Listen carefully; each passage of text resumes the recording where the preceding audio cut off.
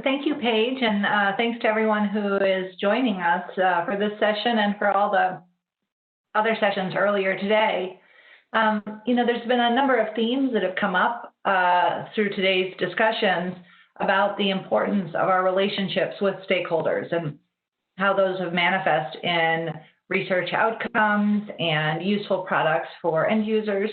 And so I think today what we want to do is kind of talk about how we grew this community and lessons learned and why this has been so beneficial to the HAQAST mission.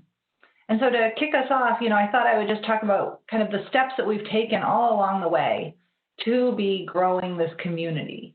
And it all started when the initial solicitation was designed by NASA Applied Sciences for the HAQAST team. Our team builds on the success of the Air Quality Applied Sciences team, or HAQAST, which ran from 2011 to 2016. And whereas HAQAST was focused on air quality issues in the U.S., HAQAST was changing by bringing in health. And even though it's just one extra word, it actually did make a big difference in terms of the communities that we're serving. Because when you're thinking about U.S. air quality, that is primarily issues that fall under the Clean Air Act. And so the EPA and state agencies were our #1 stakeholders.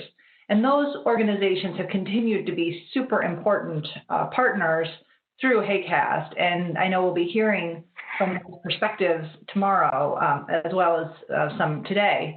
But I think that the bringing in health changed things because then we were moving to a global basis, not just the U.S., and also dealing with organizations that are not necessarily associated with the Clean Air Act. So this could be community health organizations and environmental justice. It could be wildland fire management, as well as non-regulated pollutants like pollen. And then, of course, the health research community using Earth observations as input to different kind of health risk analyses and epidemiological studies. So when we launched HAQAST, there was really this question like, who are these health stakeholders and how do we engage them in this new effort? And so some partners were brought in right in the proposal writing process because the peer review panel, which of course none of us were involved in because we were the ones being reviewed, but everybody who was selected had partners already linked into their proposals. So even at our first meeting, we came with some partnerships established, and we thought actively about how to grow this audience. And one of the ways we've been doing that, as you've heard, are through these meetings. And about halfway through HAQAST, NASA Applied Sciences realized that to grow the stakeholder audience at the meetings, we really needed to fund their travel to the meetings. So we were able to fly in about 20 new stakeholders from around the US to attend our meetings. And that really allowed us to grow the audience and the diversity of voices at those meetings.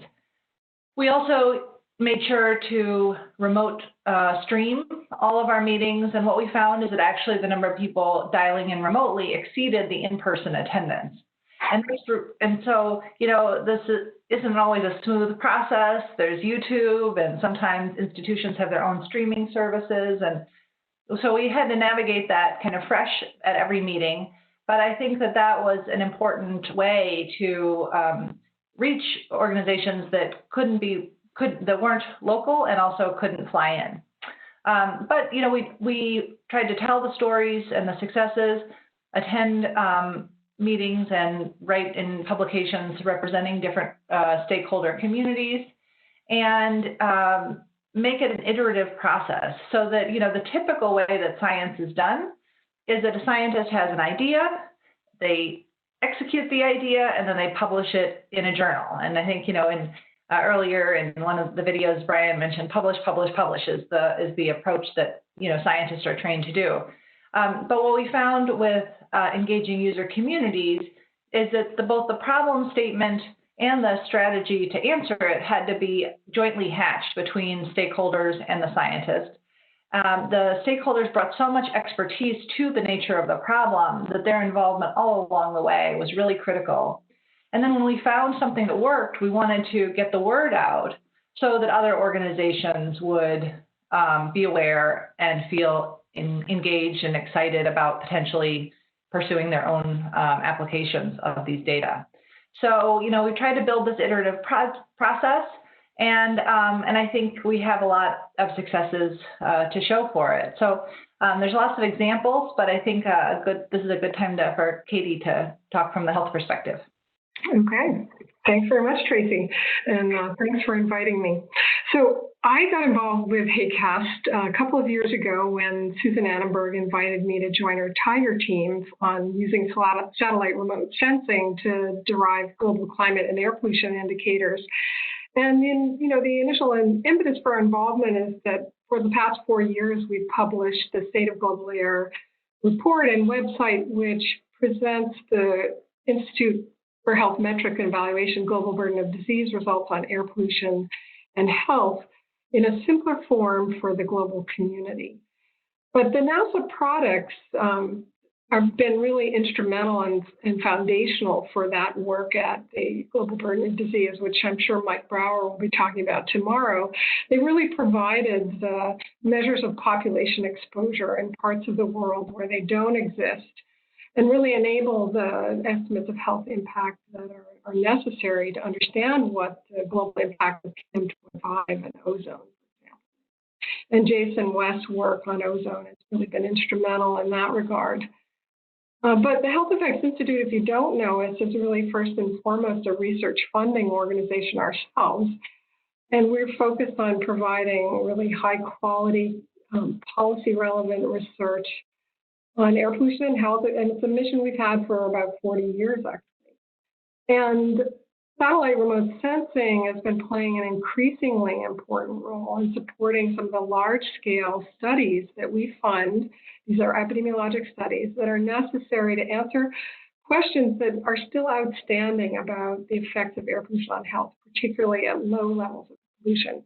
So you can imagine, in order to have the power to really understand what's happening when people are you really have to have large numbers of people, and you have to have better exposure measurements where these people live. So satellites have filled in important gaps in those studies. We're now funding 3, one in the US, in Canada, and in Europe. They all are using satellite products, the 2 in the US and Canada using MODIS primarily in conjunction with other ground level data and other methods. But to give you a sense of the scale of these studies, and the U.S. study is like 60 million Medicare patients across the U.S., so huge studies. And these studies have already been influential in the recent debates over the revisions to the NAAQS, the National Ambient Air Quality Standards in the U.S., and they've been an important factor in WHO's deliberations on where they're going to set the new air quality guidelines. So stay tuned for that. So just a word on growing the community. We think about it in a lot of similar ways that HAQAST does. I mean, it's really about making these connections between new investigators and new techniques. And HAQAST has done that kindly by inviting us to their meetings, where I know I've really benefited from meeting a whole range of people I'd never realized were working in this field before. And we, in turn, have invited HAQAST members to speak at our annual conference, where we feature the work that we have ongoing, and it's really attended by leading health scientists from around the world. So Bryan has spoken there, as well as Arlene Fiore. And then there are others like Ted Russell, who's been a captive of HEI for a long time. He's on our committees, our extramural committees for the review and oversight of our reports. So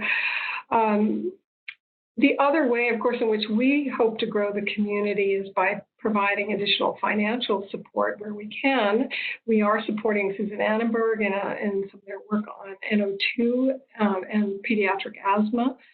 for inclusion perhaps in the global burden of disease and future years.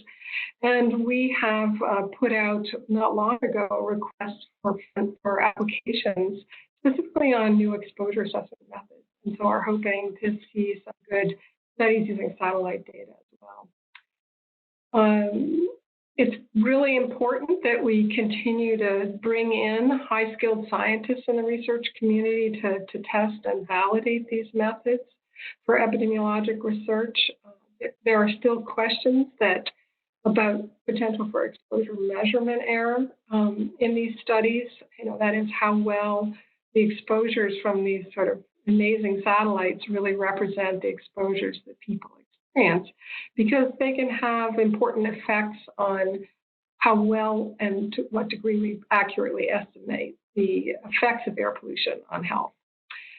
So there are a lot of new opportunities out there. There's a whole world out there that really needs these products to understand their exposure, given the lack of ground level monitoring that they have. So I'm going to be very excited to see what happens with some of the new products like Maya, to look at this really age-old question on what the role of components is in health. So a lot to do still. So we're happy to continue to be a stakeholder with HAQAST and hope to see you at some of our conferences. Hi, everyone. I figured in my 5 minutes, I would try to highlight 3 ways that as somebody who kind of made the transition also from HAQAST to HAQAST, what I've kind of learned about ways to train new users. And so the first approach is, I think Tracey alluded to already, is learning the context in which potential new stakeholder partners use science. And this goes along the theme of building relationships. And a lot of this does happen during both HAQAST and stakeholder meetings, as many people have brought up earlier today.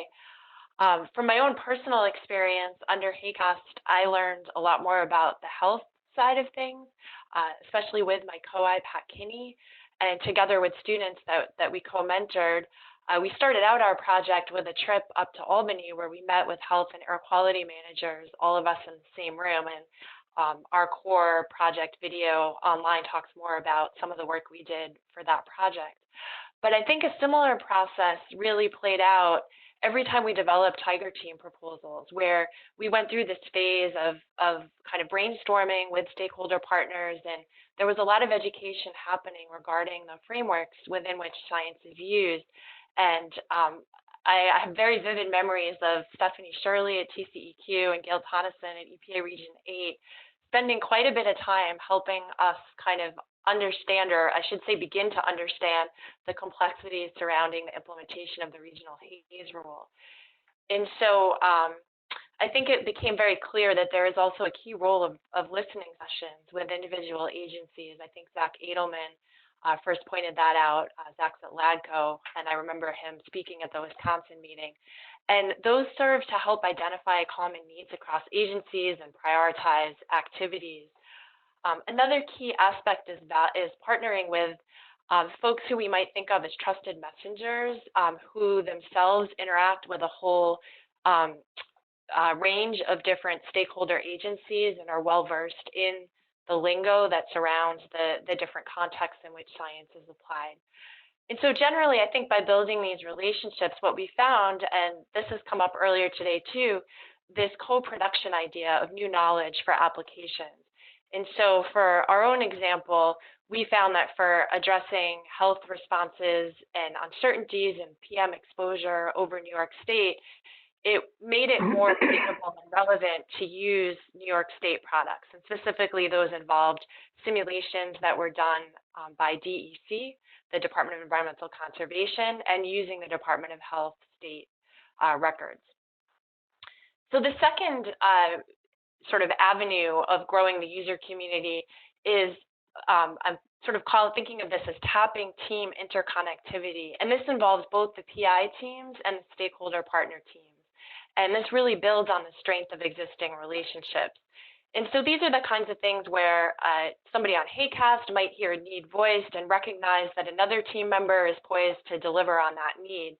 And while that could happen and does happen in some cases anyway, I think the value of the teams, it's far more likely to happen when we're all in contact frequently, both at our in-person meetings and on different Tiger team telecons multiple times a year. And one example for our group is that my graduate student ended up presenting on a CBC call, and that was entirely because of connections made through HAQAST and Yang Lu. And so HAQAST also serves as a forum for stakeholders to connect in new ways. And I found it encouraging that when folks were retiring or changing jobs, they would often bring a new colleague from their agency to make sure that that HAQAST link was maintained. Finally, the third way is beyond building relationships, but archiving and disseminating team products. And so this, I think, sort of helps the legacy of HAQAST or keeps that user community growing beyond the 4-year team lifetime. And so different Tiger teams have done this in different ways. There's some beautiful websites, some nice perspective pieces. I wanted to call out the cross-team paper that Minghui Jiao led in the Journal of Air and Waste Management Association, kind of comparing and contrasting different PM 2.5 products for health studies. Some of the teams have archived documents, codes, and data sets that are easily accessible from the NASA-maintained Air Quality from Space website, thanks to Bryan Duncan.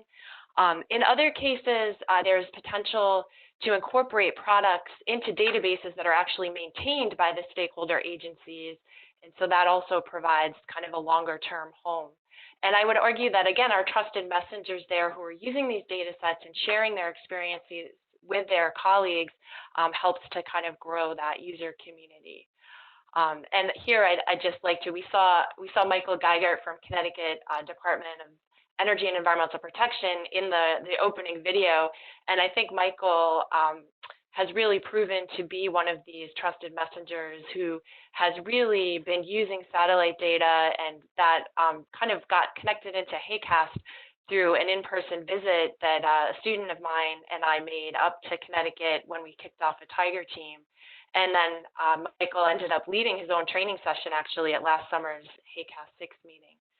So I'll close just by saying that I think another legacy of HAQAST in the long run may prove to be the role that it's played in bringing early career folks on both the HAQAST side and the stakeholder agency side together.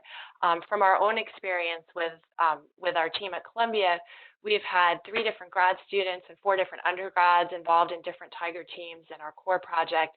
And this is just one example. I think all of the HAQASTers have their own stories like this, but I do believe that these relationships bode well for continuing to grow the NASA Earth observation user community in the future. So I'll pass off at this point to Bryan. Okay, so in my remarks, I'll highlight a few aspects of this idea of growing the user community, and this is just based on my own experience of working with stakeholders. And I'll make this recommendation looking forward to the next HAQAST, and this could fall into the category of lessons learned. So I recommend that HAQAST PIs and Tiger teams consider how their project deliverables may be scaled up or modified in some way to make them more universally useful to a wider range of stakeholders. So instead of just being specific to a stakeholder that you're working with at the moment, think of ways that it could be more universally useful, reaching a much larger number of stakeholders and having a longer lasting reach. So this is sort of along the idea of what Arlene was just saying. So here are some, well, there are already a few great examples, and you've seen some of them today where this is being put into action. But here are just 3 different ways that I can think of, and this is really somewhat half-baked, and I'm sure there are many other ways that people can think of. But here are the ways that I think we can scale up our deliverables. The first is to work a little more closely with RSET. RSET is a training program, a NASA program that trains stakeholders. They have webinars, tutorials, all types of materials available on the web. So if we could somehow integrate our deliverables, our outcomes from HAQAST into these RSET training materials, we'll reach a larger audience. And I'll give an example of this. So I'm working with the Department of Interior Bureau of Ocean Energy Management, or BOEM, and my point of contact is Holly N. And just this morning, I submitted a final report to them on how NASA resources may be used to monitor offshore air quality over areas of oil and natural gas extraction activity. That's their domain over the Gulf of Mexico. And so to show them how NASA resources could be used, I developed what I call illustrative case studies that show satellite data, publicly available web tools, and NASA air quality forecast system, how all of these together can be used to characterize various air quality situations. For instance, offshore flow, onshore flow, agricultural burning, and how that could affect the Gulf and so on. So the expression "a picture is worth 1,000 words," one of these case studies really does resonate with the stakeholders, and it has resonated with BOEM. The second way to scale up deliverables is to create web tools that enable stakeholders to more easily access and digest NASA resources. And an example of this is the work I've been doing with the Army Public Health Center. My contact is Amy Jennis, and she's interested in the NASA Global Air Quality Forecast that can be accessed by Army personnel deployed in the field around the world. And this effort has really been led by the GMAO, the Global Modeling and Assimilation Office at NASA. They're the ones that develop and maintain the NASA Air Quality Forecast System. And so they approached headquarters, the Applied Sciences Program, to ask for funding to help with this effort with the Army Public Health Center. One of the things that GMAO did was to take a nascent web interface called Fluid and to augment it and update it so that the Army Public Health Center could use it more effectively. And so it wouldn't be just for the Army Public Health Center. These improvements could be used by any stakeholder. And so this Fluid, this web interface is now much more functional for many more people. The third way is to create what are called level 4 data products. So these are derived products. These aren't products that are put out regularly by NASA. And we saw examples of those already today. And the reason why I say that we should do this is because it really removes the need for stakeholders to have a deep knowledge of satellite retrievals to process the data themselves. For instance, Susan Annenberg has led a Tiger team where she has a number of different stakeholders, like the Atlantic Commission on Public Health, Pollution and Health, and Health Effects Institute. And the goal was to provide these quantitative estimates of ozone and NO2 concentration at nose level, ozone and PM2.5 disease burdens, and so on. And so with these derived products, it opens the door to many more health professionals to actually use the data for their application. So I gave you just 3 examples of how I think HAQAST PIs and Tiger teams can make their project deliverables usable or accessible by a wider audience of stakeholders, and thereby growing the user community.